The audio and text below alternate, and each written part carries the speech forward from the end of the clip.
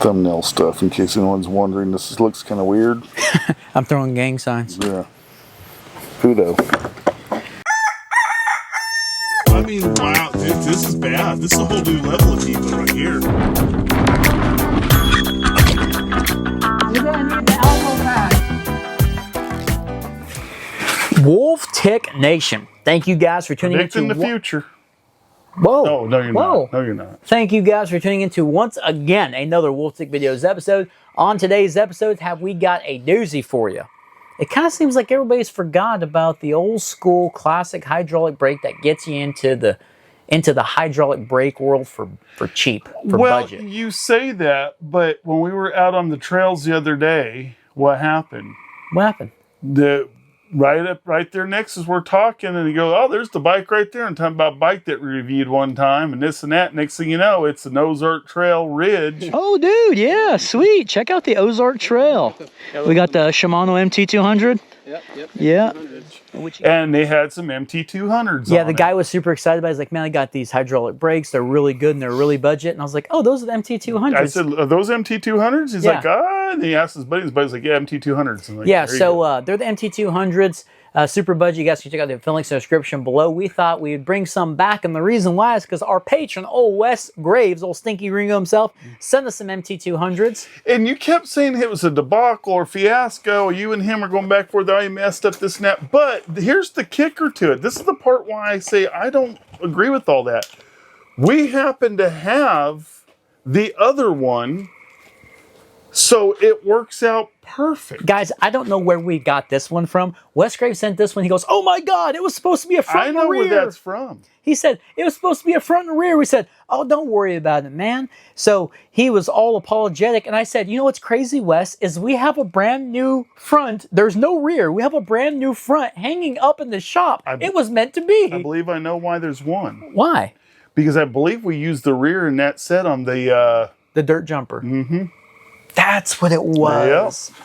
That's what it was. Okay, that makes complete sense. So, Wes Graves, thank you for sending You were all befuddled. the MT200s. And guys, these things range. Sometimes you can get them like at 60 bucks. We'll find the cheapest one we can find on Amazon right now because, believe it or not, We'll try to find some on Amazon. I like to do Amazon, eBay, and Walmart to give a variety. So I'll probably put links to each. You'll search some of that stuff up. But guys, really, they are a pretty good brake. And we're going to be installing on the Axum FS because remember, this bike, the full suspension, we've done the rear shock on it. And we want to, Wolfman came up with the idea, how about we do, we show the Wolf Tick Nation what the Axum FS should have come. Should have and could have come with. Should have come with for a price tag of right at 500 bucks. What it should have come with. 550, 600 in that range. Yeah, so hydraulic brakes, definitely, we could have gotten into some hydraulic brake range for that. Just stick them on there. And just like I explained with the shock, they're not going to pay retail. They're paying way less than retail. You take the old stuff that they did put on, they get the few bucks back for that. You add this stuff, the price has to go up minimally. And then they can just charge a little extra, and then you have a way better bike. Yeah, so guys, we're going to be installing, we're going to be talking about the brakes, looking over the Axum FS, and then we're going to be doing a little bit of everybody's favorite segment. Go ahead. It's a little bit of mail time, baby. Yeah, it's been a minute. I was going to say, cover your dog's ears. Yeah, we're going to be say it goes crazy. We're going to be doing a little bit of mail time, all right? So let's break into these things. Let's talk about them a little bit. Let's take the pads out. Let's take a little look-see at those. And then we'll start the install. We're going to focus probably a little bit more on the install today, a little bit more about the brakes, and some of my experiences. Not a how-to. Not a how-to, really but some of our experiences with these brakes, because we have got a lot of experience with these things.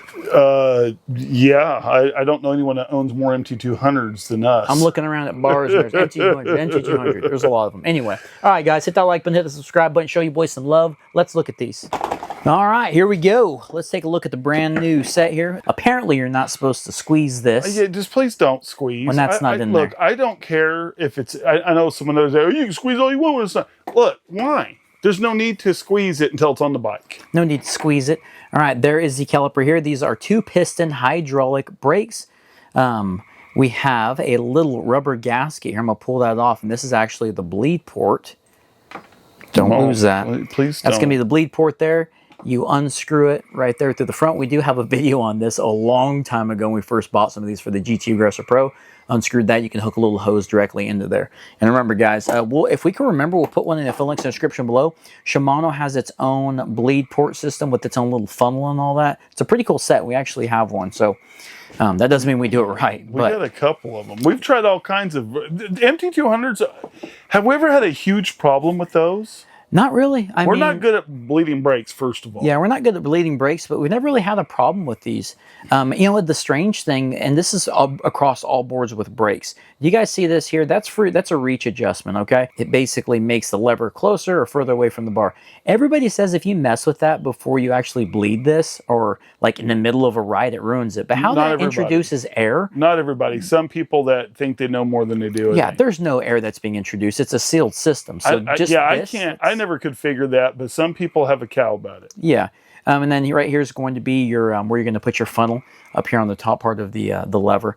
But I will say, after a lot of different brakes that we've had here on this channel recently, the MT200's lever is a little gawky. It's a little long. You've thought that for a while, man. Mm-hmm. You have. And I think the main reason with that, guys, the reason it's not about, you know, maybe I don't know, a half an inch or a quarter of an inch, maybe about half an inch shorter, is because these are not one finger brakes. These are, I think, rated for like a 2-finger. But I mean, I'm not going to say you could 1-finger brake them. Yeah, if you got pretty good strong What's the hands. model on the actual lever? Okay, on the lever, I think it's a BL MT200. BR MT200's on the caliper as well. So because some of them come with the 201 lever, I think. Yeah, and these right here, if you ever have to shorten these, which hopefully we won't have too much excess because this is a 29er and this is a brand new rear. A lot of the times you can get the BH59 setup with the olives and the barbs, and you can actually change that out and shorten it. You will need some extra tools. We have some different bleeding videos. This right here does not come with any of the olives or barbs, but if you need those, we'll try to put those in film links in the description below to get you guys all set up. Please tell me that bike's not internally routed. Not internally routed on the brakes.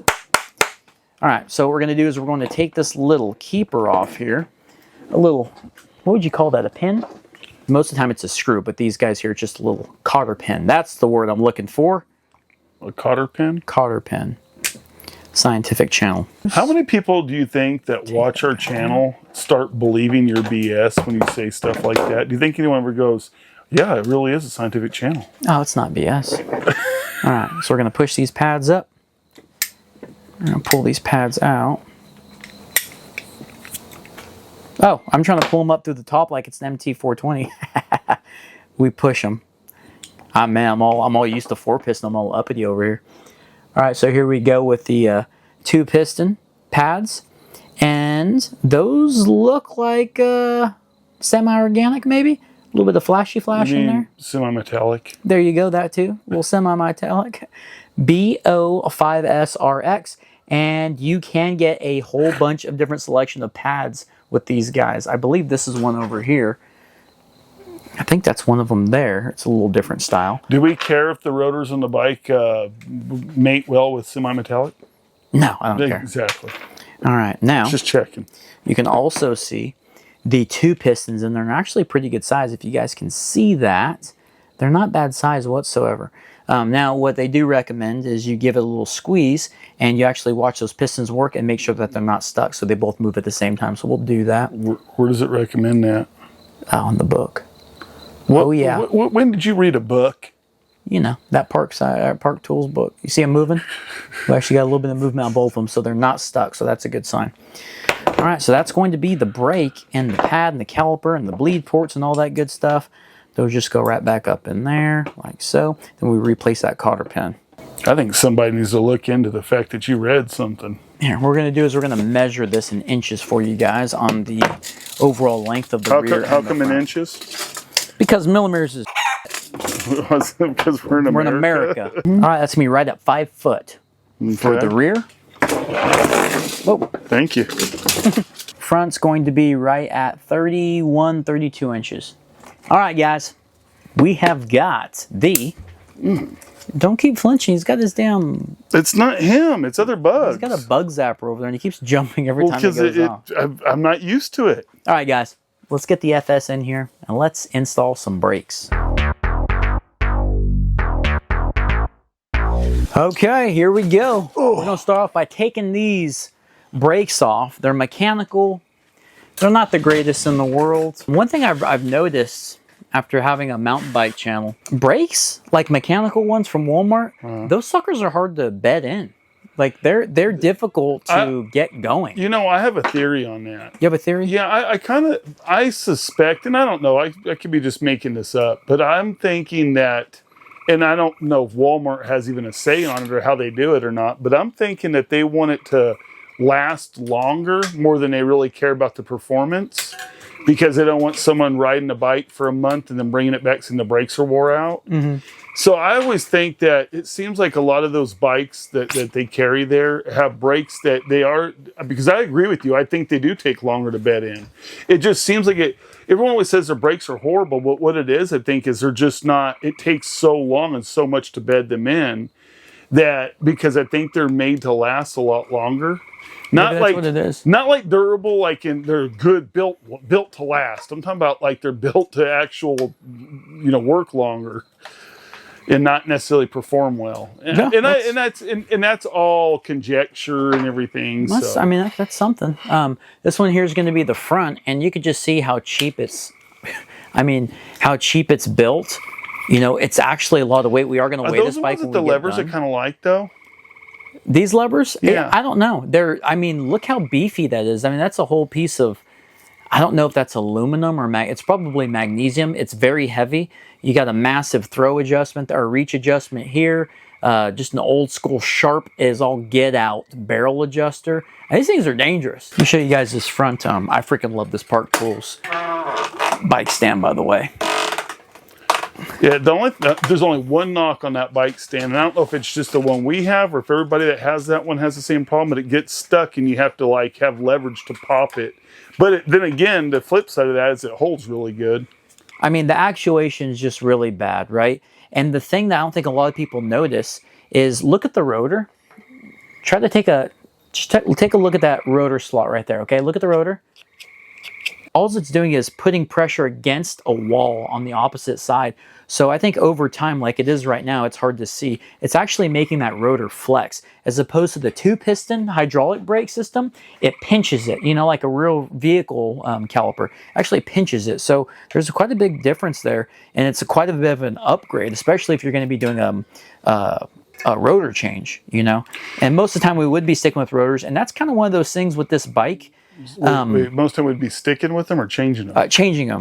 Most of the time we'd be changing out the rotors. That's kind of one of the things with this bike too. I'm kind of disappointed in Walmart, or the manufacturer of the bike, is not giving you a 180 rotor up front. Like, who does that anymore? Yeah, I mean, who doesn't put a 180 anymore? Yeah. Yeah, I was a little surprised it didn't have a 180 up front. Yeah, I was a little disappointed. disappointed.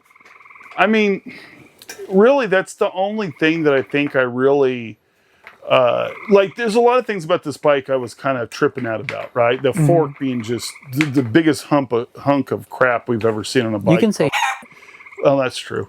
But anyway, it really, when it comes down to it, there's some things about this bike that's puzzling. I get some of it I don't. Some of it I just think I get. But not having a 180 rotor up front was just really strange, because I mean, that's pennies it would have cost them. And I know over the course of however many units it makes a difference, but that's pennies. I'm going to give it a little smashy smash here, if I can get focus on the camera. But I think that has to do with the flimsy, crappy fork. And look at this. Look at the way that works. It just shoots that pad into the other one. And your rotor better be really close to that inside pad, because if it's not, you're just getting bendage all day, just like a spring set up in there. I mean, back to what you're saying, think about it real quick, right? If you got that fork that we can't understand for the life of God, why anybody would put a fork like that on anything, because it's so bad. Terrible fork. But if you put a 180, how much more torque is that putting on the fork? You know what? That's a really good point. I don't understand why they went with that fork, and they could have went with a little bit better fork and a 180 rotor. Again, these are things they should have done, but So this is a stopping power, both front and rear. These calipers are the same. Look at that pad. That thing is tiny. Okay, and now this is the MT200 pad.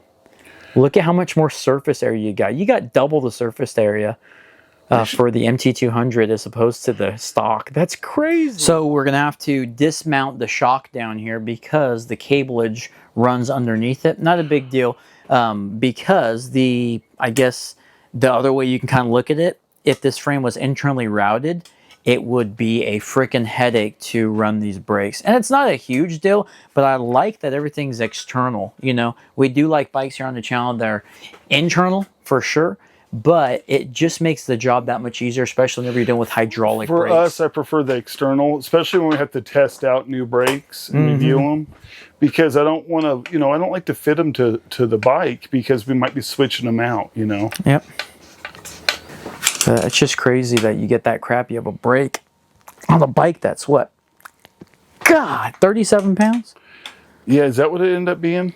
37? Or was it more? Was the Schwinn Axum No, Sport this 37? one was, I don't know, people have to go back and watch it and tell us in the comments. So again, that's what happens, you know. All these episodes, it all starts getting blurred together. I used to take notes on everything, but then the notes would get missing, and somebody would get in my area and move stuff around. And yeah, that hub sounds good.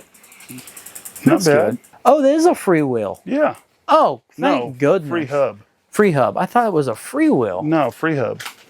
Oh, well, that's good news. Yeah. Oh, yeah. I'm looking forward to this. Now, I'm going to show you guys something that never works. Okay? I talk about this all the time. This never works. Okay, I want you guys to hear this. You hear it rubbing? Okay, we're going to squeeze this. Everybody says, well, just give it a squeeze. Okay, and hold it. Okay, it's supposed to center itself. These rotors aren't all bent up because of the caliper that was on there beforehand. Let loose. Who says that works all the time? Everybody says that. No, I've heard all kinds of stuff like credit card stuff. You've got a tool that you're supposed to use for I've it. got a tool, but the tool's too fat for brand new pads. Yeah, that's true. It is hard to use them. Actually, it might be pretty good right there. We're gonna have to wear some of that down, but I mean, right. that's It is hard to use a brand new pads. We've tried it. Yeah, I mean that's it's not bad at all. This is definitely one of those things that goes on that list of how it should have and could have been sold. Yeah, dude, just put some hydraulic brakes on. And they'll have to be MT200s, but damn, these things are cheap. But the MT200, yeah, they could have been like nut or, yeah, I was waiting for that. Or something, you know, but I mean, the MT200s are not that expensive.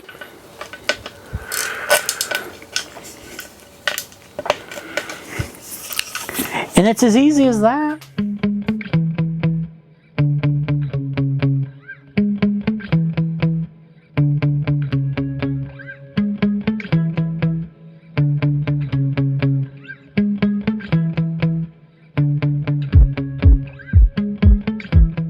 Gonna put these grips back on there. We will settle up the brake levers wherever they need to be. Now, boom. These grips. Yeah. I mean, they really, terrible. look, They're I don't just- want to include grips on this, what they should have done, because I think they're too personal. Grips. I think grips, seat, and pedals, like I said previously, I think it's too personal. I don't really want to say, let's keep those, and tires, let's keep that all throwaway, what came on the bike, because we will upgrade those, but won't be part of this series. Yeah. Yeah, eventually we'll upgrade. And then a dropper won't be part of this series because they could have had a dropper model and then a regular model, and they might still do that. We'll see how these things do with this big bike and slowing down the 29er. 29er has a lot of rolling. Yeah, with dual 160s on it. Yeah, the 29er has a lot of rolling speed. It just keeps resistance and speed, or like, yeah. I was going to say resistance too, but resistance is a bad word. It has a lot of inertia. Oh, there you go. I mean, I don't know, I'm just Science. throwing stuff at the wall. Yeah, a lot of inertia, guys. But all right, well, that was the MT200 hydraulic brake install. Old West Graves, Stinky Gringo, thank you so much for supporting us with them. Yes. And Wolf Dick Nation, what do you guys say? Where the hell is this thing supposed to go, this keeper? What do you guys say? Let's get to a little bit of... All right, guys, time for everybody's favorite segment, a little bit of mail time. It's like Christmas, baby. Always. All right, let's see what we've got here. This is all to Wolf Tick Videos. Okay.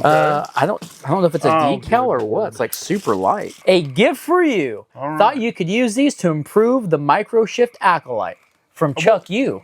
Awesome, because I was just talking about. We were just talking about that. Oh, okay.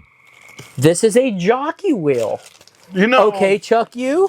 we've been needing to try Aluminum lightest CNC pulley.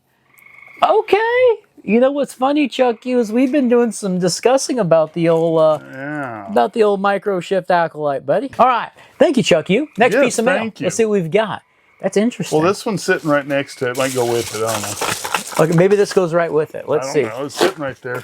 A gift for you. You do need 2 of them from Chuck U. Dude, call me Karnak or whatever. One of our the patrons. psychic. Awesome, man. Hollow 12 That's tooth. weird. This one looks to be a little bit bigger. All right, man. Well, thank you so much for that. We opened them in order too. Isn't that funny? Yeah. And I believe we have a brand new acolyte over there. So Well, we have a used acolyte too. We Yeah. could go the you know. that's pretty cool right there, buddy.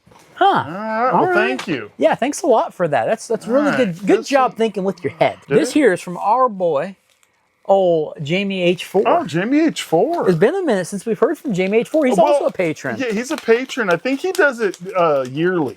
Okay, he does yearly membership. Yeah, he does the Or yearly. they call it like Lifetime or something like that, don't they? Whoa. Yeah, he might be a I don't know Lifetime about no member. lifetime. Old Jamie H4, let's see what you got us. He was the man that a while back was building the cat's meow, if you guys remember. Yes. Oh, tag pedals. Okay, let's look at these things. Oh, yeah. You're it? Okay. Okay, Jamie. Those are sweet. When you just say that, not H4, it throws me off. Okay, Jamie H4. Thank you. Wow, that's a nice pedal. Dude, it's got the old aggressive chingas. Very wide. Look how wide that is. Dude, this is, you know what's nice? It's pretty light. Yeah, they're nylon. That's what it says. Yeah. Let's see, MX Heritage since 1999. I've never heard.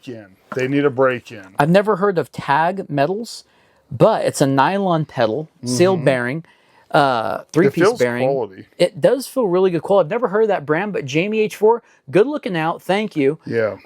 I'm already gonna, say I'm gonna get cleated with that. I'm gonna get shinned Oh, with that yeah. thing. Oh, yeah. It'd be It's good gonna for you. hurt, but Yeah. thank you. This one's got some heft to it. If I had to guess, this is going to be it's gonna be a chain. Yeah. Am I good or what?